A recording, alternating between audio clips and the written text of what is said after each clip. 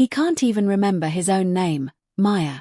It's time somebody made the hard calls around here, and it isn't going to be you. My uncle said that standing in the back room of my grandfather's locksmith shop, holding a folder of papers he'd printed at a copy shop 2 towns over, like the paper itself gave him the authority he was describing. My mother stood beside him, arms crossed, looking at the floor the way she always looked at the floor when her brother was the one doing the talking. I looked past both of them at my grandfather, sitting on his work stool at the bench he'd stood at for 50 years, quietly turning a brass cylinder over in his hands like he was listening to something only he could hear inside it. He knew his own name. He knew mine, too, every single day, even on the days he couldn't remember what he'd eaten for breakfast. What he'd apparently forgotten to remind anyone of, because he'd never needed to before that year, was that a man who spends 50 years building locks for a living does not stop understanding, on some deep and wordless level, exactly what it means when someone is trying to get inside something without his permission. I didn't say anything that afternoon. I picked up a rag and kept polishing the display case, because that's what I had learned to do in that family a long time before that day, keep my hands busy and my mouth shut until I had something worth saying. 6 weeks later, at the 50th anniversary of Rhea's Lock and Key, in front of every person in Rincon Springs who had ever needed a door opened or a secret kept, a ceremonial lock my grandfather had spent 4 months building would be opened on a small stage set up on Calle Mercado, and the voice that came out of it would end my uncle's business plans, my mother's silence, and a story my family had spent nearly a year quietly building about a confused old man who couldn't be trusted to run his own shop anymore. My name is Maya Reyes. I'm 29 years old, and I've been my grandfather's apprentice since I was 16. If you've ever watched someone try to take something from a person everyone assumed couldn't defend himself, stay with me to the end, because my grandfather taught me that no lock is unbeatable, it just takes the right person paying attention long enough. Tell me in the comments where you're watching from, I read every single one. And if you're the kind of person who stays until the end of stories like this, subscribe now, because what my grandfather hid inside that ceremonial lock took him 4 months to build, and it's going to take me the next hour and a half to tell you WHYTO understand what happened on that stage. You need to understand a shop that smelled like machine oil and brass filings since before I was born. A corner lot on Calle Mercado worth more than anyone in my family ever said out loud, and a set of family loyalties that had been quietly arranged long before I was old enough to notice the arrangement. Rincon Springs, New Mexico, sits about 40 minutes off the interstate, population just under 9,000, the kind of town where people still call the hardware store by the name of the man who sold it 30 years ago, and the diner on Main still uses a cash register with actual bells in it. My grandfather, Salvador Reyes, opened Rhea's Lock and Key in 1974, on the corner of Calle Mercado and 2nd Street, in a narrow brick storefront with a hand-lettered gold sign in the window that he repainted himself every decade, whether it had faded or not. He cut keys and fixed locks for 50 years. He rekeyed half the houses in this town after the flood of 1987. He built a safe for the credit union that's still in their back office today. He restored the antique lock on the courthouse's original 1901 door when the county couldn't find anyone else who understood the mechanism. He taught 3 apprentices over 5 decades, and I was the only one of them who was also his blood. My grandmother, Dolores Reyes, kept the books for the shop until she passed in 2016. I was 19. My grandfather closed the shop for exactly 4 days and then reopened it, because he told me once that a locksmith who stops working is just a man standing very still, and he had never been able to stand still in his entire life. They had 2 children. My mother, Teresa, and my uncle, Danilo. My mother married my father, Hugo Delgado, in 1993. My father drives a delivery route for a regional produce distributor, a steady, quiet job that has never once required him to have an opinion about anything my uncle decided the family needed, and over the years he built an entire personality around not needing one. My uncle Danilo never worked a day at the shop. Not one. He'd tried it briefly at 19, cut his hand on a bench grinder in his first week, and decided, in his words, that he was built for bigger things than key blanks. Bigger things turned out to be a string of ventures over 2 decades, a car detailing franchise that folded in 2011, a real estate seminar business that my grandparents quietly helped cover after a lawsuit in 2015, and, more recently, an ambition he'd been talking about at every family gathering for 3 years. Something called Novalock Smart Security, a modern home security installation company he wanted to build with his son, my cousin Marco. I was born in 2004. My mother had me young, and for most of my childhood, while she and my father worked long hours, it was my grandparents who actually raised me, in the apartment above the shop where my grandmother did the books at a roll-top desk and my grandfather worked the counter below.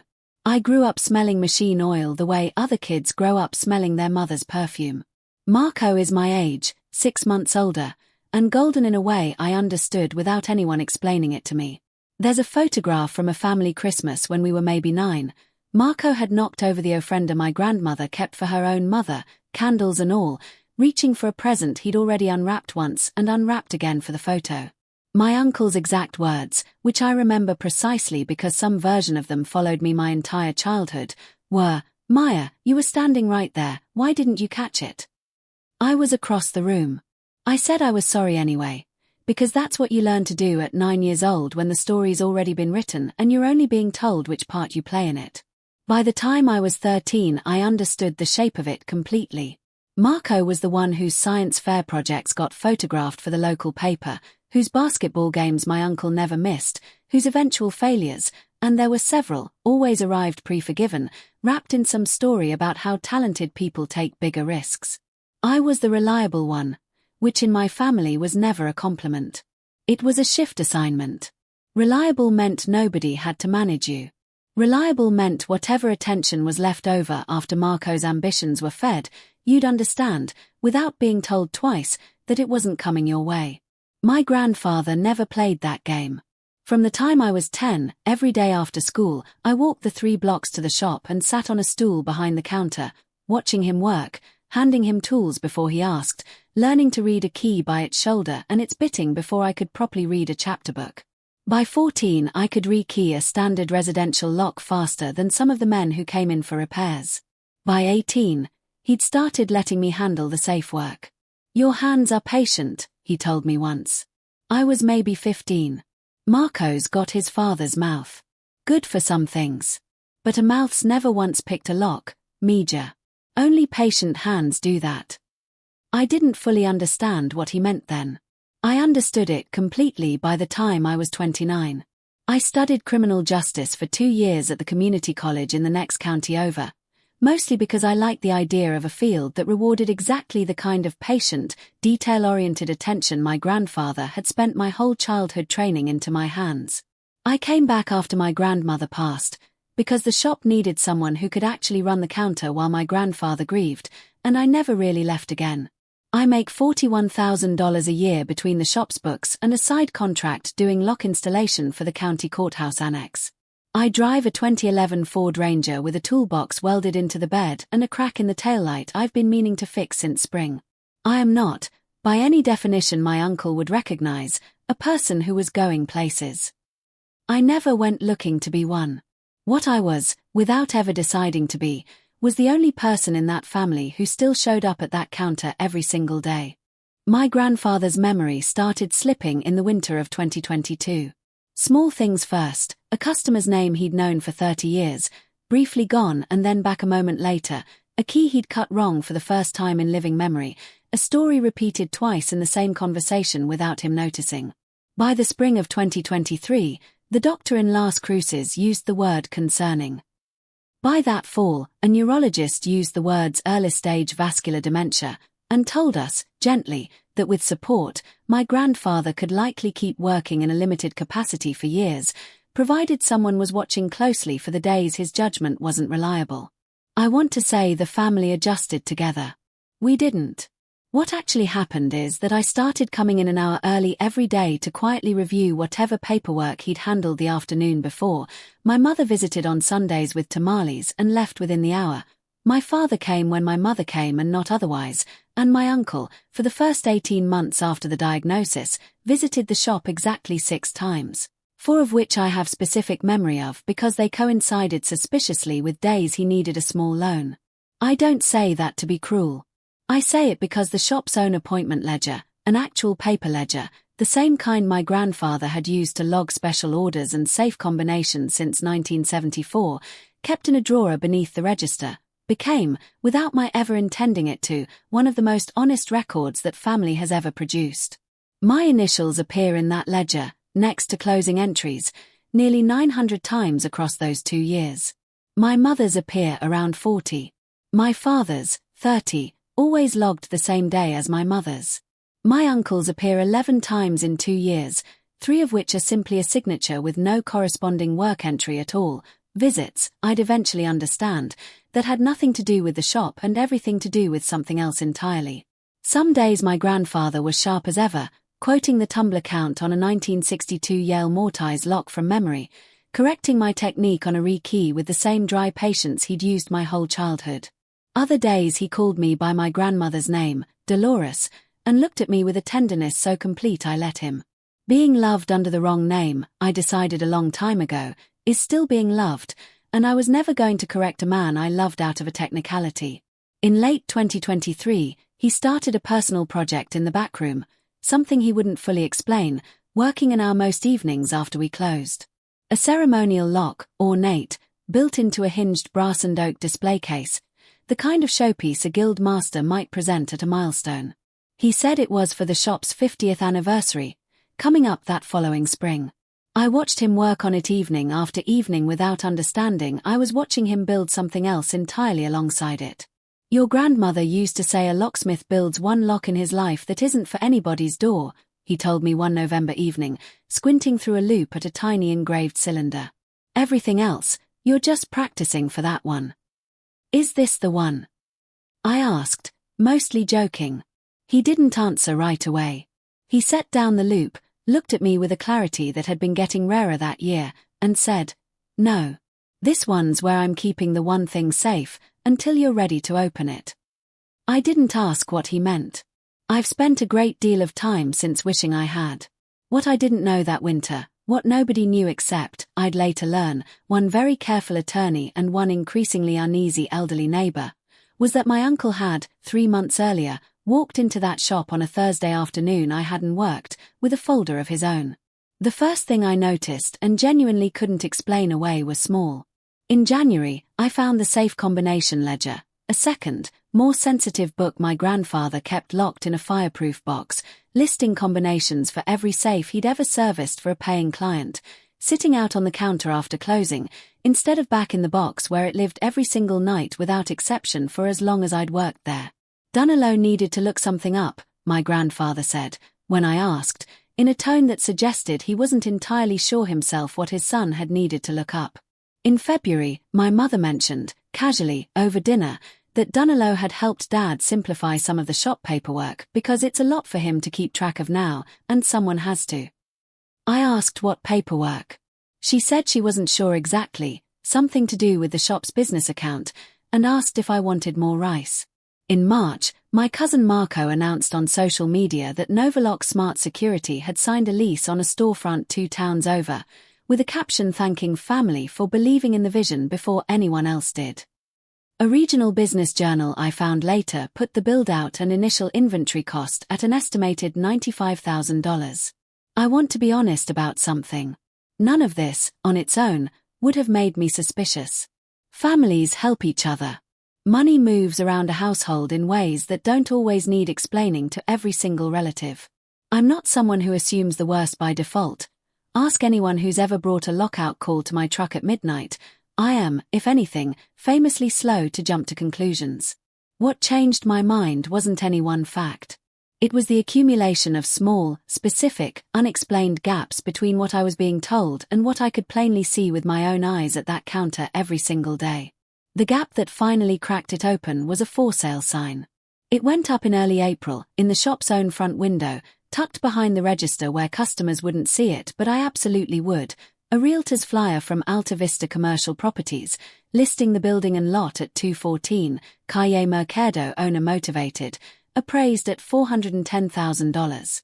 I called my mother from the parking lot behind the courthouse annex, staring at that flyer through the truck window like it was written in a language I didn't recognize yet. "Mom, there's a for sale flyer in the shop window." "Oh, that." "Breezy, almost bored. Dunillow's just exploring options for Dad, Maya. The building's just sitting there depreciating with all his hours cut back. Marco needs capital for the second Novalock location, and honestly it made sense. Dad's mentioned before he doesn't want it sitting there forever once he can't run it. When did he mention that? A pause. Just slightly too long. I don't remember the exact. Does it matter? He's fine with it. I'd like to hear him say that himself. He's having a hard week. Maybe next Sunday. I sat with my grandfather 4 days later. It was, by his own standards that spring, a good day, sharp, oriented, correcting my grip on a tension wrench before I'd even finished picking up the tool. I asked him, as gently as I knew how, about the flyer. He went very still. The particular stillness of a man trying to catch hold of a thought that keeps sliding just out of reach. Dunillow keeps bringing me things to sign, he said finally, staring at the workbench instead of at me. I told him same as I've told every apprentice I ever had. You don't touch a lock you don't understand the mechanism of. I'm not signing paper I haven't had read to me plain, just because your grandmother's gone and nobody's double-checking my work anymore. What things, Grandpa? What's he asking you to sign? He didn't answer that part directly. Instead, without any transition I could follow, he reached under the workbench and pulled out the ceremonial lock, further along now than I'd realized, the brass casing gleaming under the shop lights. Take this home tonight, he said, pressing it into my hands with a grip considerably firmer than his conversation had been a moment before. Keep it somewhere safe. Don't open it yet. You'll know when. I put it on the passenger seat of the Ranger and drove home telling myself it was simply a beautiful, slightly melancholy gift from a man whose gifts were increasingly the clearest thing he had left to offer anyone. I set it on the shelf above my dresser. I didn't touch it again for nearly 5 months. If you've ever had the answer sitting right in front of you and simply weren't ready to see it yet, tell me in the comments. You are absolutely not alone, and I was about to spend most of a year learning exactly how not alone. The second for sale sign, an actual yard sign this time, planted in the strip of dirt beside the shop's front step, went up on a Tuesday in July. That was the sign that made me stop being polite about any of it. I drove straight from the courthouse annex to the office of Renata Cho, attorney at law, above the bank on 2nd Street, a firm that had handled Rhea's family paperwork since before I was born. She drafted my grandparents' original trust in 1996, updated it twice, and had been my grandfather's attorney of record for close to 30 years. She saw me without an appointment, which by itself should have told me something. Maya. She didn't stand up right away. She looked at me like someone she'd been expecting, just not on this particular Tuesday. Sit down. I asked her, my hands not quite steady in my lap, whether my grandfather still had the legal standing to sell the shop, and whether she'd drafted anything for a sale. She went quiet for a moment. Then she turned to a filing cabinet and pulled a folder with Salvador Reyes typed on the tab. I haven't drafted a single document for your grandfather in 14 months, she said. Nothing's crossed my desk with his signature since his last trust review, over a year ago. But something did cross a different desk. She slid a photocopy across the table. Filed with the county recorder in October. A durable power of attorney, naming your Uncle Dunillow sole agent over all of Salvador Reyes's financial and property decisions. I looked at the signature at the bottom. It was close. Whoever produced it had clearly practiced. But the S didn't sit the way his S had sat on every receipt and repair ticket and personal check I'd watched him sign my entire life. The notarization is what concerns me most, Renata said, tapping the seal. This commission number belongs to a man named Dale Whitcomb. I looked him up this morning. His registered business address is a UPS store mailbox in the next county. I've never heard of him professionally, which in a town this size means something. Neither, it turns out, has the state notary registry. His commission lapsed 8 months before this document claims it was signed. I sat with that for a long moment. There's more, Renata said, her voice softening in a way that told me she'd been sitting on this, waiting for someone to walk through the door and ask exactly the right question. Your grandfather called this office in September. No appointment. Told my assistant it was urgent, and when I was in a closing and couldn't come to the phone, he left a message. I still have it. She turned her monitor toward me and pressed play. His voice, unmistakably his, a little slower than I remembered but entirely his own. Renata, it's Salvador. My son keeps bringing papers around and telling me it's simpler if I just sign where he's marked. I told him same as I tell every apprentice. You don't work a mechanism you don't understand. I'd like you to come by when you've got a free afternoon. Bring whatever you've got on file. I want to know exactly what I own before anyone decides what to do with it. The message was dated September 11th. Renata told me she'd called the shop the following week to schedule a visit and had been told by my uncle himself, not my grandfather, that Dad's having a rough patch this month, might be best to hold off. She let it go longer than she should have, she admitted. I've handled estates in this town for 28 years, Maya. I know what a family means when they say we've got it handled instead of the person it's supposed to be protecting. I should have pushed. I'm telling you that honestly, because I think you're about to need to trust me completely, and I want you to know exactly where I fell short first. I asked what we could do. Right now, quietly, we document, she said. If your grandfather has capacity, and that message, dated in September, tells me he had plenty of it, then a forged power of attorney isn't just invalid, it's a crime. Elder financial exploitation, forgery of a notarized instrument, and depending on how deep this goes, an authorized practice around that fake notary commission. But I need evidence solid enough that it doesn't collapse into a family argument where both sides get written off as bitter. Go home. Watch. Write down every date, every dollar. And Maya, whatever your grandfather's given you recently, however ordinary it looked, I'd take a much closer look at it. I drove home that night and stood in my hallway a long time, looking at the ceremonial lock on my shelf, brass catching the porch light through the window behind it. You'll know when. I picked it up. I found, on the underside of the display base, a panel cut so precisely into the oak grain it was invisible unless you already knew a locksmith's hands well enough to feel where the wood didn't quite sit flush. Inside, wrapped in a shop rag, was a small digital voice recorder, the kind sold at any electronics counter for $30, a single red light blinking, patient, in the dark of my hallway. I sat on my kitchen floor with my back against the cabinets and pressed play, and for the next 50-some minutes, across 7 separate recordings made over 9 months, my grandfather told me everything. The first recording was dated September 3rd, a week before his call to Renata. His voice was steady, unhurried, entirely his own. This is Salvador Reyes. Today is September 3rd. I'm recording this because my son has started bringing me paper I'm not allowed to read for myself first, and I know exactly what that means.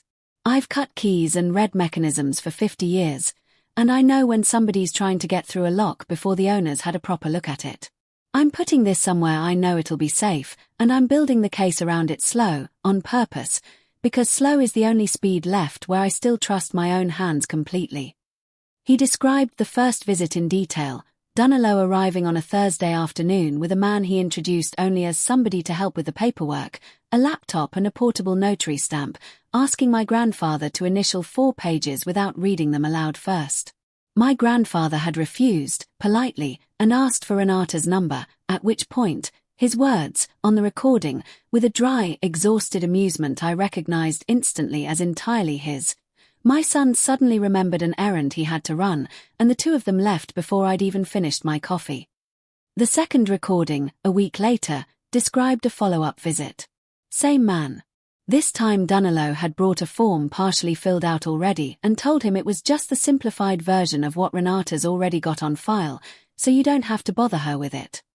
My grandfather asked to keep a copy. Dunalo told him the shop's copier was out of toner. It was not out of toner, my grandfather said on the recording, with the specific, weary precision of a man building a case 1 plank at a time. I checked it myself 20 minutes later. Full cartridge. I want that on whatever record this turns out to be. By the 4th recording, dated in October, his account had grown more specific than I was fully prepared for. He described overhearing, through the thin wall between the workbench and the back office, on an evening he believed his son didn't realize he was lucid enough to follow closely, a conversation between Dunalo and Marco about the second Novalock location and getting ahead of things before Renata's next review. He named a figure, $95,000, The exact figure I'd later confirm through the Business Journal article of the second storefront's build-out cost. They think because I forget where I set my glasses down, I don't understand what $95,000 means, he said. I built a business for 50 years on numbers that had to come out fair for both sides of a counter every single day, or nobody comes back. I understand exactly what $95,000 means. I understand it means my building, and I understand the shop isn't far behind it if nobody stops this. The fifth recording, from December, was the one that made me put a hand over my mouth and sit very still on that kitchen floor before I could make myself press play on the sixth. I moved what I could, he said. Everything liquid, the accounts your grandmother and I built over 50 years, every dollar this shop ever earned that we didn't spend. It's in a trust now that Renata doesn't even know exists yet, set up through an attorney 2 counties over nobody in this family's ever heard of, on purpose, so nobody could go looking. $161,000. As of the day I'm recording this. It's not for taking. It's for the one person in this family who never once asked me for a thing and never once needed to be told twice to show up at that counter. Maya, if you're the one who found this, and I believe with everything left in this head of mine that you will be, because you're the only one who still asks me questions instead of handing me answers, that money is yours, and it always was, from the day I signed paper nobody else in this family knows I signed. Take this recorder to Renata. She'll know exactly what to do with it. I'm not confused. Mija. I want that said plain, one more time, into a machine that can't forget it even after I do. I am careful. There's a difference, and your uncle's been counting on this town forgetting there's a difference for about a year now. The sixth recording, shorter, from February, his voice noticeably more tired though no less clear in what it said. One more thing. If this goes the way I think it's going to go, there's going to be a day where the whole town's together in one place, and somebody's going to want to make an announcement about this shop. Don't let them make it quiet, Maya. Your grandmother used to say the truth doesn't need you to raise your voice, it just needs you to say it somewhere it can't be talked over. The anniversary. That's the day the whole town turns out for us. If it isn't finished by then, that's where you finish it. The seventh and final recording was barely 2 minutes, dated in April, his voice noticeably slower, though the words landed with the same weight as everything before them. Last entry. Whatever Dunalow tells anybody about my mind these days, the ledger in the register drawers got my handwriting in it 3 times a week for 2 straight years, dated and clear. Have Renata compare the handwriting to whatever they try to put in front of a judge with my name on it. A mind that confused doesn't write a straight column of numbers for 2 years running.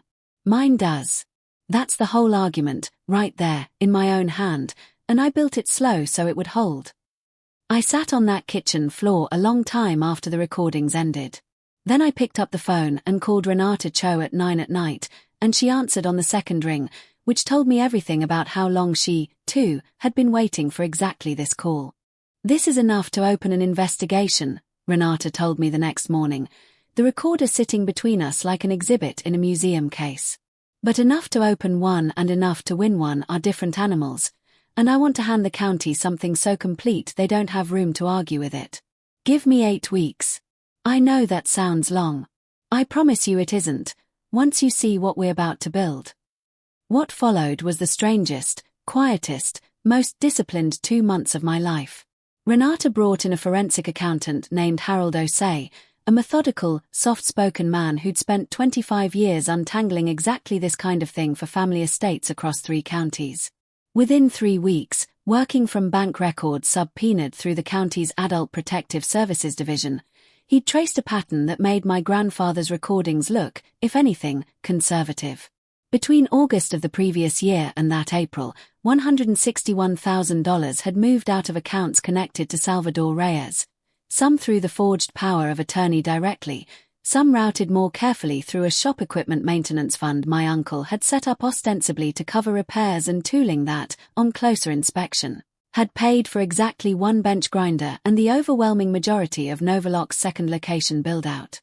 Your cousin's company, Harold told me, sliding a printout across the table, has received, directly or indirectly, somewhere between $90,000 and $110,000 from accounts belonging to a man diagnosed with early-stage vascular dementia, who, according to the shop's own daily ledger, in his own handwriting, was actively and competently running that shop's books nearly every single day this entire period.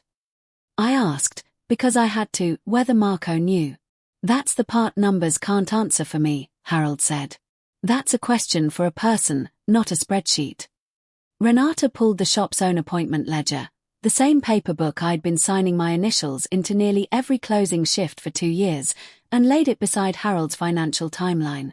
The two documents, in their own separate languages, told exactly the same story. My initials nearly 900 times, my mother's around 40, my father's 30, my uncle's 11, 3 of which weren't work entries at all. And laid beside that, a withdrawal timeline that accelerated sharply in precisely the month's visits from everyone except me had nearly stopped. She also, quietly, tracked down the notary.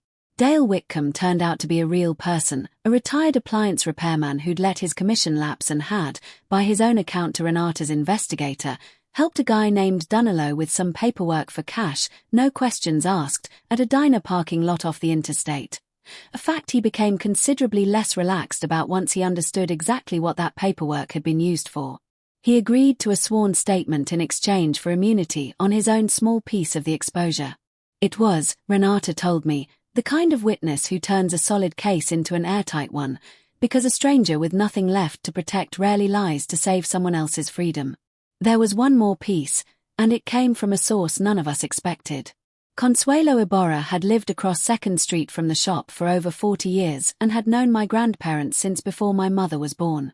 She showed up at my door on a Wednesday evening in early September, holding a small tin of the sugar cookies she always brought when she had something serious to say, and told me, without any preamble at all, that she'd watched a man with a laptop and a portable notary stamp come and go from the shop's side entrance at least 3 separate times the previous fall, always avoiding the front window, always leaving within 20 minutes. I mentioned it to your mother once, at the pharmacy. Consuelo told me, sitting at my kitchen table with her hands wrapped around a mug of coffee she never drank. Told her I'd seen someone unfamiliar coming and going. She told me I must have mixed him up with somebody else. Maya, Mija, I've lived across from that shop for 42 years. I know exactly who I saw, and I know exactly which car he drove. She agreed, without my having to ask twice, to give a statement of her own. By early October, Renata had assembled a file 3 inches thick, the forged power of attorney, the lapsed and misused notary commission, Harold's financial timeline, the shop's own ledger, Consuelo's statement, and 7 recordings spanning 9 months, in a proud old man's own unmistakable voice, describing in real time the exact scheme unfolding around him. I've done this work for nearly 30 years, Renata told me, closing the folder. I have rarely seen a case build this completely on its own. Your grandfather assembled this the exact same way he built everything else in his life. Slow. By hand. And exactly strong enough to hold. I want to pause here, because I don't think this story is honest if I let you believe my cousin was simply standing behind his father twirling a mustache while Dunillo did all the work. It's more complicated than that, and I think complicated is closer to true. I drove out to Novalock's original storefront in early October, 3 weeks before the anniversary, before Renata had said a word to anyone else. I hadn't planned to tell him anything. I told myself I just wanted to see his face when I asked one simple question. He looked tired. Genuinely tired, not performed, dark circles under his eyes, a stack of unpaid vendor invoices in plain sight on the counter behind him, the specific hollowed-out exhaustion of someone watching a thing he built start to come apart slower than he can keep patching it. The second location's bleeding us dry, he told me, before I'd even asked anything, apparently just needing to say it out loud to somebody who wasn't going to ask him for money in response. I don't know how Dad keeps finding the capital for it. Honestly, I stopped asking a while back. I just say thank you and try to make the installer schedule work. Do you know where the money's coming from, Marco? He looked at me a long moment, and something in his face, not guilt exactly, but the ragged edge of a question he'd clearly been declining to finish asking himself for a while, answered before he said a word. I know it's coming out of Grandpa's accounts, he said finally, quietly, not meeting my eyes. Dad said it was a gift. Said Grandpa wanted to help the way he'd helped me with community college a few years back. Said he didn't want a whole production made of it because it embarrasses him now, people fussing over his money. He rubbed his face with both hands. I told myself that was true because I needed it to be true, Maya. I'm not going to sit here and pretend I asked the hard questions. I didn't. I took the easy answer because the easy answer kept the doors open. I told him what Renata had found. I told him about the recorder, the forged signature, the notary in a diner parking lot, the shop ledger with his father's name in it 11 times in 2 years, 3 of them not even real visits. I watched my cousin, 29 years old, sit down hard on an overturned crate in the back of a storefront built on money he now understood had been taken from a man who could no longer defend his own signature, and put his face in his hands. What happens to me? He asked, and it wasn't only a selfish question.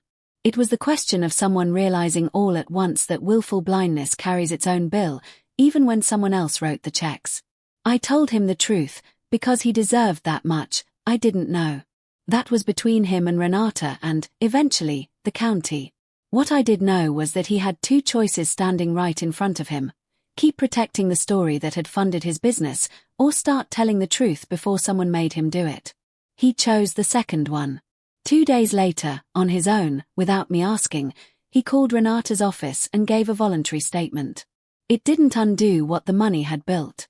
But it was, I think, the first fully honest thing my cousin had done in this family's entire quiet economy of favors and silence, and I've never once regretted telling him the truth before the anniversary instead of letting him find out with everyone else on that stage by late October. Renata's file had moved to Marcus Webb, an investigator with the county's Adult Protective Services Division who specialized, as he put it in our first meeting, in the cases where every relative insists it couldn't possibly be that bad. Marcus reviewed everything over the course of a week: the recordings, Harold's financial timeline, Consuelo's statement, Dale Whitcomb's sworn account of the diner parking lot notarization, Marco's voluntary statement, the shop ledger. He came back with a straightforward assessment. Elder financial exploitation exceeding $150,000 was a felony in this state carrying significant prison time. Forgery of a notarized instrument was a separate charge entirely. Combined, he told Renata, this was as clean a referral for arrest as I've had cross my desk in years. The warrant application went to the county court in early November. It was signed within the week. The timing works in our favor, Marcus told us, the 3 of us sitting with a calendar between us. The anniversary's the 17th. If your grandfather wanted this handled in front of the town, we can do that exactly the way he asked.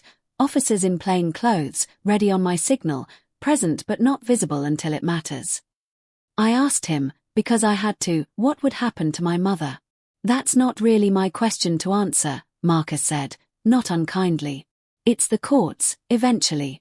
What I can tell you is the evidence in this file doesn't leave much room for interpretation about who directed this. I've seen families argue their way out of thinner cases than this one. I don't expect that's going to happen here. I spent the week before the anniversary doing something I hadn't done in a long time. I drove out on a Wednesday, not my usual shift, just to sit with my grandfather. He was having a difficult day, mostly quiet, mostly somewhere I couldn't quite follow him to.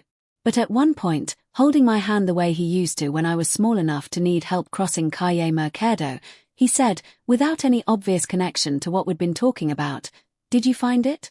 The one thing." "I found it, Grandpa." He smiled, small, satisfied, the same smile, I imagine, he wore every time he finished a mechanism that had taken him months to get exactly right. "Good," he said. "Then it's done. Whatever happens now, it's already done. I built it slow so it would hold." Reyes Lock and Key's 50th anniversary fell on a Saturday in mid-November, and the town turned it into something close to a street fair, a small stage set up on Calle Mercado right in front of the shop, the mayor's office sending over a folding banner, half the town's business owners stopping by because my grandfather had, at some point over 5 decades, fixed nearly every lock any of them owned.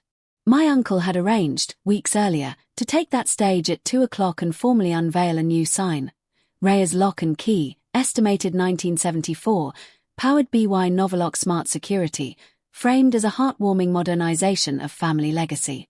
What he didn't know was that the sale of the building had quietly collapsed 4 days earlier, The moment the title company's routine search turned up a trust document, filed months prior by an attorney 2 counties over, that Renata had by then formally recorded, making unmistakably clear exactly who the property actually belonged to. I stood near the back of the crowd with Renata and Marcus Webb, Marco beside me, unusually still, unusually quiet. Consuelo Iborra stood a few feet away, arms crossed over her good church cardigan, watching my uncle climb the stage steps with the expression of a woman who had been waiting a long time to see something finished properly. My uncle took the microphone. He thanked the crowd, thanked the mayor's office, thanked, with a straight face I will remember for the rest of my life, my father, for building something this town could count on for 50 years, and for trusting us to carry it into the future exactly the way he'd have wanted. Renata walked up the ramp before the applause had finished, laptop under one arm, and asked, with the calm, unhurried courtesy of someone who's done this exact thing before, for 2 minutes of everyone's attention. The recordings played through the small stage speakers, patched in through a sound tech Renata had arranged with the town's blessing the week before. My grandfather's voice, steady, unmistakable, entirely his own, filled the block where he'd sold and repaired locks to half the people standing in that crowd. This is Salvador Reyes. Today is September 3rd. I'm recording this because my son has started bringing me paper I'm not allowed to read for myself first. The crowd that had known him 50 years went from murmuring to absolutely silent inside the first 30 seconds. By the time his voice reached the part about the $161,000, about the trust set up 2 counties over, about the line, "That money is yours, and it always was," I watched my uncle's face do something I had genuinely never seen it do in 29 years. It simply stopped performing. All at once, with nowhere left to arrange itself, it just stopped. Marcus Webb stepped forward as the final recording ended, 2 officers in plain clothes moving quietly from the edge of the crowd toward the stage stairs. There was no shouting. No dramatic chase down Calle Mercado. Just Marcus, calm and clear, informing my uncle he was being placed under arrest on charges of elder financial exploitation and forgery of a notarized instrument, and my uncle, for the first time in my entire life, saying absolutely nothing at all in response. My uncle's case is still moving through the county court system as of this recording. His attorney has signaled an intention to negotiate a plea rather than go to trial, which Renata tells me is, given the completeness of the file, the only decision that makes sense from where he's sitting. Whatever the outcome, the forged power of attorney has already been formally voided. The building at 214, Calle Mercado remains exactly where it always belonged. My mother, notably, has not been charged. Marcus's investigation found no evidence she did anything beyond what she's done her entire life, which is defer to her brother and ask no questions she didn't want the answers to. Whether that makes her innocent or simply a different kind of complicit is, I think, a question this family will be quietly arguing for a long time. Novalock is restructuring. The second location closed in December. The original storefront stays open, now financed through a small business loan Marco applied for and secured entirely on his own. The first thing, he told me, he's ever built without somebody else quietly absorbing the risk underneath him. We talk most weeks now. It isn't the relationship we had growing up. It might, slowly, be a better one. The trust opened exactly the way my grandfather arranged it, through the attorney 2 counties over, precisely as the 5th recording described. $161,000, along with formal, undisputed ownership of the shop and the building it sits in, transferred into my name in December. I haven't sold any of it. I'm still there behind that same counter most days, learning, slower than I'd like, to do the safe work the way he taught me, patient, by hand, checking the mechanism twice before you trust it with somebody's front door. The sign still says Reyes Lock and Key. I haven't decided yet whether to change it, and some days I think not deciding is its own kind of answer. My grandfather is still with us, still some days sharp and some days somewhere I can't quite follow. Some Sundays he knows exactly who I am. Some Sundays he calls me Dolores, and I let him, same as always, because being loved under the wrong name is still, and will always be, being loved. I bring him the good coffee from the shop down the street. I tell him about the safe jobs. I don't tell him, most weeks, everything that happened after that anniversary, because I don't think he needs the details anymore. I think, somewhere underneath the parts of him this illness has taken, He already knows the one thing he spent 4 careful months building actually held. I kept the ceremonial lock on the shelf above my dresser. I never did open the rest of it the way it was originally meant to be opened, the ornamental clasp still sealed exactly as he left it. Some things, once they've already told you everything you needed to hear, are better left closed exactly the way the person who built them intended. If you've ever been the one still showing up at the counter while everyone else was busy signing papers behind your back, tell me in the comments what your family called you instead of what you actually were. I read every single one. And if this story found you at the right moment tonight, share it with the person in your life who's still doing the showing up. They'll know exactly why.